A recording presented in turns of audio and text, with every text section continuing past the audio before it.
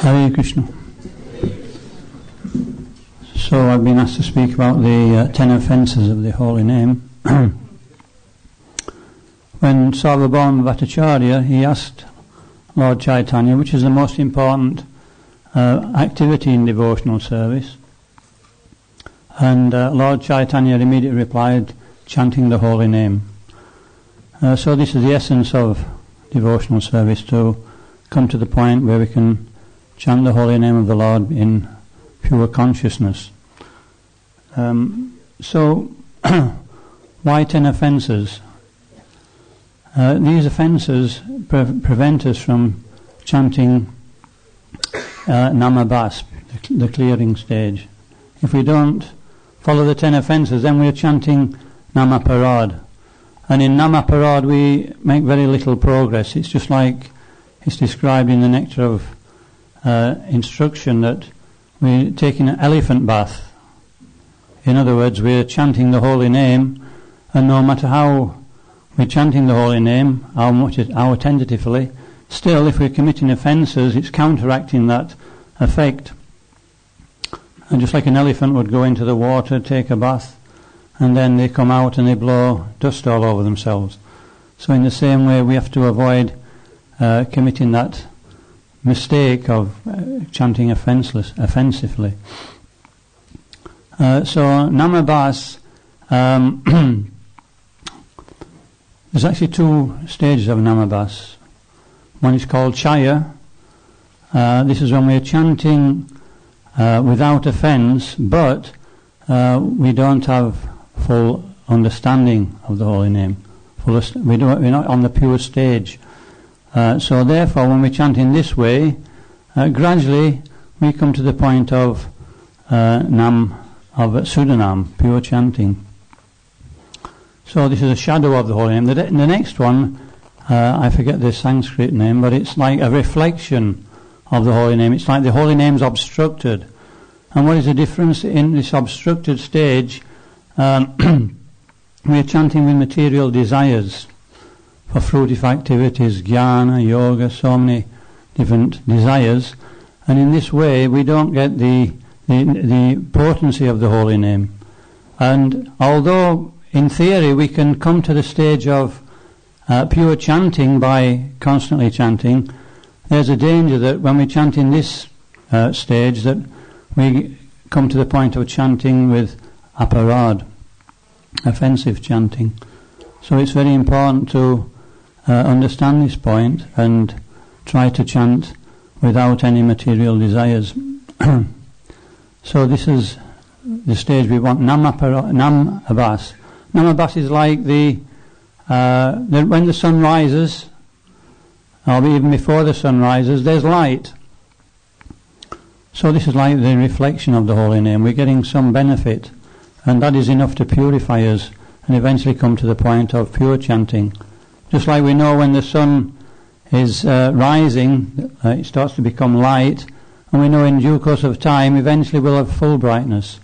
So in the same way this Namabhas is so important to chant on this platform. So the first offence is to blaspheme the devotees of the Lord who have dedicated their lives to propagating the chanting of the holy name. Actually it's much deeper than that. Any type of offence while we're chanting is going to be some obstruction. Lord Kapila says in the 3rd chapter that we should avoid offending any living entity. Every living entity has a particular relationship with the Supreme, and therefore a Vaishnava learns how to deal with every particular living entity. In that way we don't offend anybody. But more in particularly it's when we commit offences to other Vaishnavas that the offence really becomes very strong. So why would we do that? What is going to impel us to maybe commit offence on another Vaishnava?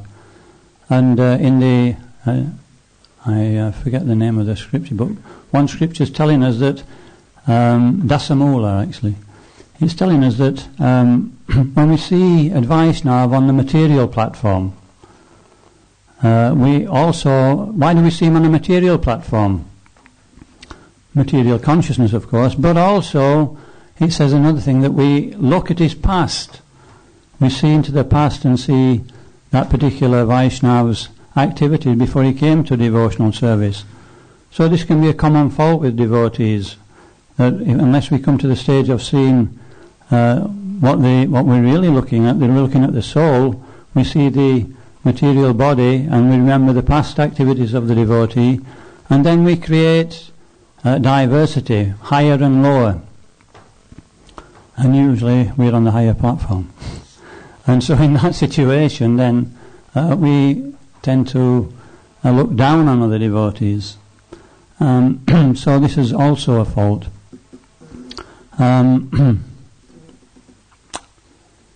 So we have to avoid this tendency to see devotees as being materialistic. It's just like Jagai and Madai. When eventually Lord Chaitanya forgave both of them, he said in front of everybody that now they're taken to pure spiritual life. We should all forget about everything they've done in the past. And so they did everything, all the wrong activities. But Lord Chaitanya immediately forgave them. Why? Because they were changing their lives. Apichet sudaracharo, bhajate mamananyabhak, sadhu eva samantavya, samyak vyavisoisa. So this is also saying that even afterwards, due to that strong association with the material energy, even though we may take initiation, become serious about the activity, still there's a tendency to act in a wrong way. And when we act in that wrong way, sometimes we'll see that actually this Vaishnava is not so fixed up after all, and we start creating offence again. But Lord Krishna is saying that no, this devotee has made a commitment to try and purify his life. Therefore, if he commits some temporary mistake, then he's to be overlooked. And he said sadhu, he's sadhu. He emphasizes to Arjuna. Arjuna is giving so many reasons why he shouldn't be called a sadhu. But no, Lord Krishna mitigates all of them. He cancels all of them out. So yeah, no matter what a Vaishnava does, we shouldn't criticize that Vaishnava. Obviously, if after some time they keep committing the same offence, Prabhupada says that then that's not such a high Vaishnava. So temporary, it doesn't mean on about temporary fault. So even though we may be chanting with some offence, what's the answer? How should we chant? Where should we chant? So this is also explained that if we chant in the association of devotees, then we can actually come to the pure platform. Chanting on our own is not so powerful. What does it mean, chanting in the association of devotees? Yes, it's very encouraging to chant in the temple room, and we get enthusiasm from being in that association to chant with attention, but also to take advantage of that association outside of chanting, to inquire how we can make progress. And if we're open to that feedback from devotees, they can point out certain anarthas in the heart which we can then weed out. So yes, to blaspheme the devotee is very dangerous. So the second one is to consider the names of the demigods like Lord Shiva and Lord Brahma to be equal to the name of Lord Krishna. So I don't think in this part of the world it's such a problem, because most people don't know what the demigods are. But in the Nectar of in the Madhurya Kadambini, it explains that there's a whole section, bigger section than any other part of the 10 offences, explaining this fault of seeing the demigods on an equal or higher platform. So particularly if we take birth in the land of India, this may be more prominent. But still, we should be careful that we don't develop material outlook, because then we have a tendency to even take shelter of the Lord with material motivation. So this is going the same way. There's different kinds of people approach the Lord, which is explained in the Bhagavad Gita. And so Krishna will reciprocate according to the way we approach him. So it's important to understand this point, that what we give to Krishna, Krishna will reciprocate back. So you have to consider the names of the demigods like Lord Shiva and Lord Brahma to be equal to the holy name of Krishna. And then the third offence is to disobey the order of the spiritual master. So this is an obvious one. If we're taking shelter of a devotee, then we're actually taking shelter. Too many times we may take shelter, but afterwards we may not be so keen to follow instructions. So we have to have the same mentality Prabhupada had. When he first met Bhaktisiddhanta Saraswati Thakur, he immediately paid his obeisances because that was the thing to do in India especially. He didn't even know who Bhaktisiddhanta Saraswati Thakur was. And when he rose, Bhaktisiddhanta said, "You should preach to the English-speaking world." And so Prabhupada, he was very forward for his time. He was the leader of all his associates. And so he didn't just accept that. He started giving arguments. And Bhaktisiddhanta Saraswati Thakur defeated all of them. And then Prabhupada realized that this is a very special person. And he says, at that time I accepted Bhaktisiddhanta Saraswati Thakur into my heart. So actually that's what initiation is. What we're going to see now is the rubber stamp. You know, we sign on the dotted line. Now we've done all our homework, and we completely convinced what we want to do. Now before the fire, the Vaishnavas and the deities, we're going to sign. Just like when we go to sign for a lease on a house or anything, we sign before the solicitor, before the person who owns the house, and like that. And once we've signed, that's it, finished. So yes, we should follow the instructions of the spiritual. It's not a material thing. Initiation. Sometimes we can think that, or get caught up in that, the spiritual master doesn't know me, or he doesn't understand me. But this is also, it depends how serious we are and how bona fide the spiritual master is. If both are bona fide, Krishna works through the heart of both spiritual master and disciple. So we should take the instruction of the spiritual master as our heart and soul. And Prabhupada actually spoke about this when he was commenting on the Bhagavad Gita. What's that verse? I forget. Vyasavyatmika buddhi ekeha kuranandana. And Vishwanath Chakravarti Thakur wrote on this about how it's the beginning of devotional life and it's the end of devotional life to follow the instructions of the spiritual master. And Prabhupada was completely satisfied. He thought, this is all I have to do. Just follow the instruction of the spiritual master and success is assured. So we should take this particular instruction very seriously. The next one is to blaspheme the Vedic literatures.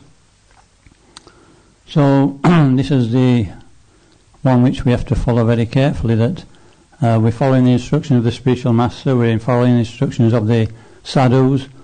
But unless we actually come to the point of understanding the Shastra sufficiently, then we won't know what the spiritual master or the devotees are telling us. So understanding the Shastra is very important. It actually solidifies our devotional service. We can check everything with Shastra. I remember Prabhupada, I'll not go through the whole story, but it was a moon landing, and one devotee was following the moon landing very carefully. It was Prabhupada's servant, and eventually this devotee was having difficulty, and he left the movement. And Prabhupada was heard to say to his senior devotees afterwards, I could understand him not actually having faith in me, but how could he not have faith in the Vedic literatures? So this is also extremely important. When some spiritual master, they ask the disciples to read so much every day, like this. So this is keeping the intelligence sharp. When the intelligence is sharp, then we don't get caught out. I've got a story. Would you like to hear it? So there's... because sometimes we haven't time, have we? We've got too much to do. So there was this person who was walking through the forest, and as he was halfway through the forest, he heard this, and he was a person who was sawing through a log, and so he took note where he was halfway through the log, and so he just carried on his journey to the other end, and he bought what he had to do in the other village, and he was on his way back, and as he was coming back, he heard this. And he saw that he was still sawing the same log, and he was still only halfway through. He says, "Why don't you sharpen that saw?" He says, "I haven't time." So this is the same thing in devotional service. If we don't make time, then we'll not go very far.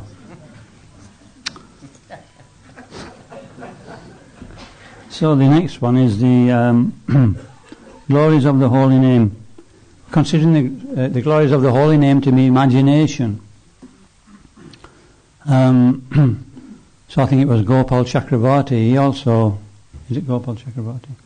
He thought the glories of the holy name was imagination, and so therefore he severely criticised Haridas Thakur.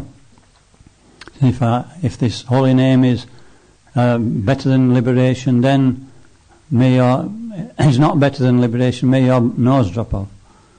And so unfortunately he was wrong, and obviously he lost his own nose. So we don't want any accidents after initiation.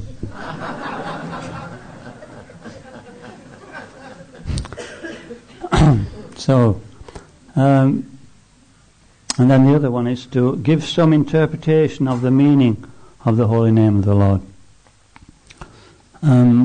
So, it takes great faith to chant the holy name properly, to take full shelter. Usually what happens is that we're put into difficult situations. It's in difficult situations we can really take shelter of the holy name. But if we do that, then we realize the potency of the holy name. And we can avoid that tendency to think it's just a material activity. Actually, that's the next one. So a devotee should be prepared that, we've declared war on Maya. It's not going to be that we take initiation and that's it. This is just the beginning. And so Krishna or Maya will send so many obstacles, but those obstacles are actually our stepping stone for success in devotional life. The seventh one is to commit sinful activities on the strength of chanting the holy name.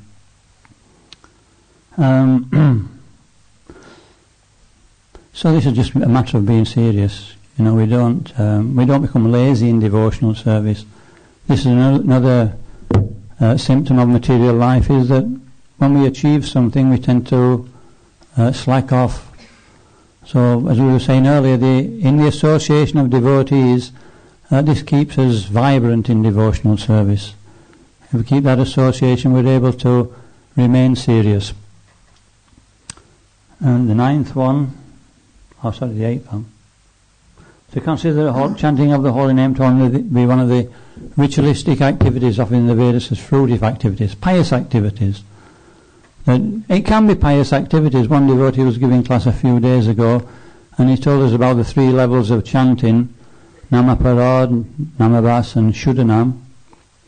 And he was saying that in Namaparad, although we're doing the elephant bath, we're not going very far. We get our material desires fulfilled. So then the tendency is to look on the holy name as a desire tree for my own satisfaction.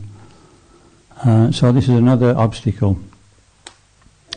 Ninth one, instruct a faithless person.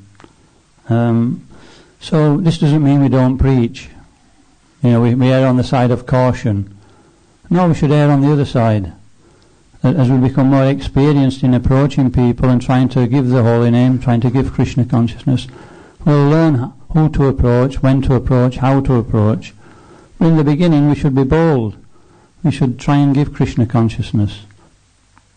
This is the essence of this movement, is that we're a movement which is just solely made for creating devotees and making more devotees. So this is Srila Prabhupada's mood. He severely criticised one of his disciples for not leaving his association and preaching, and eventually he told him to get out, and he knew he couldn't stay in Prabhupada's association. And then a few months later he came back after he was preaching in the Eastern Europe, and Prabhupada was overjoyed to hear his report. He says, "This is so nice, Prabhupada. People are taking to Krishna consciousness like anything." He says, "Just see, you were sat in my association just rotting away, and I forced you to go out and preach." So actually this is where the life is in Krishna consciousness. When we try to give Krishna consciousness, we receive Krishna consciousness. We receive so much. And then we have the last one, maintain material attachments, even after understanding so many instructions on this matter. Actually, this is the one which I should have spoken about, laziness. That we still remain attached.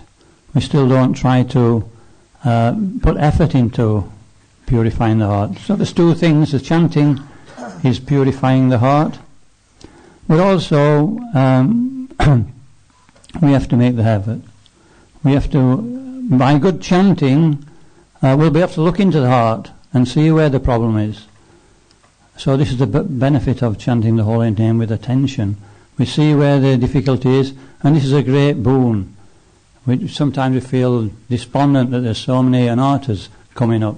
This is actually good. When we see the anarthas, then we can do something about it. So these are a little bit of a overview on the 10 offences we should avoid. And if we do come to the point, we keep trying to come to the point of chanting without offences in the association of devotees. Eventually this will come to pure chanting. Namabhas, then pure chanting, and then success is assured.